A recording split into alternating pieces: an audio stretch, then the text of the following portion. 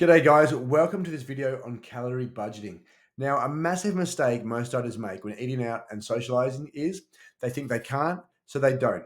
Now, this is a massive mistake because eventually the wheels will fall off. They get jack of restrictive dieting, they come unstuck, they throw the towel in, and they end up back at square one and repeat the whole process again. So, how can we avoid this? Well, we can avoid it by simple calorie budgeting. Basically, a calorie budget is how many calories you should consume each day or each week in order to help you reach your physique goals. Now, for a cut, your budget calories will put you into a deficit for fat loss. And for a build, your budget calories will put you into a surplus for muscle gain. But for the purposes of this video, we're going to be talking about calorie budgeting for a cut goal. Now, why is it so important? Well, basically, you can still enjoy social engagements with family and friends and not live like a boring bodybuilder in comp prep and achieve your body comp goals without being excessively restrictive. And as I said before, this is going to cause the wheels to fall off. So let's have a look at how we do it. So the first thing I should mention is that you need to have a good understanding of flexible dieting and how to use a food tracking app like MyFitnessPal. If you have this knowledge, the rest is easy. So the first step is to work out your weekly calorie budget. In this example, we're going to use a male with a daily calorie target of 1800. So we're simply going to multiply 1800 by 7 to give us his weekly total, which is 12,600.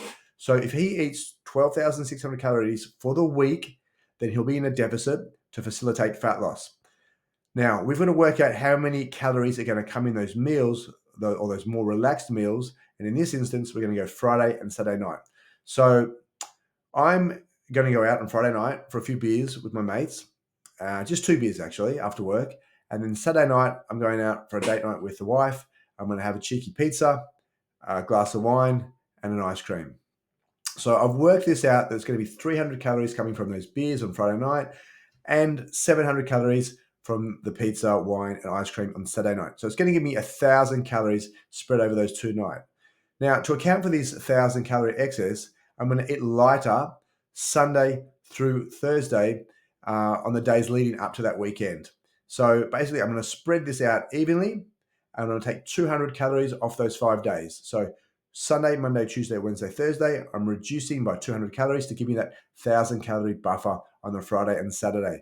So the way I'm going to do this, I'm going to just basically take 200 calories worth of my oats from breakfast. That's the easiest meal to do it from, guys. For me personally, I'm not that hungry at breakfast, so it's easy just to reduce 200 calories off each meal of those 5 days.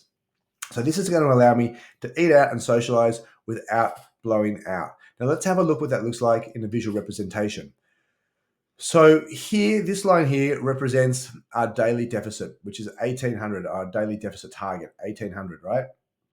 Our target calories. This is our Friday night. We're going over by 300, having 2 beers. And this is our Saturday night. We're going over by 700, having the ice cream, the wine, and the pizza.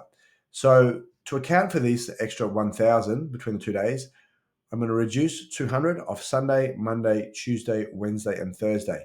Now, it does mean that I'm eating 1,600 calories per day on those days. So I'm going pretty light, but I am going to be able to have a little bit more on these 2 days. But it's going to bring me out still at an 1,800 daily average over the week, which is fine, and fat loss is still going to occur. Now, a few really important points. You still want to hit your protein target on every single day. Now, that's super important to preserve muscle when in a deficit, because we don't want to lose muscle. So what you're going to do is you're going to reduce your carbs and some fats, or some of both, to give you that buffer amount, right? This is a proactive example that I've given here.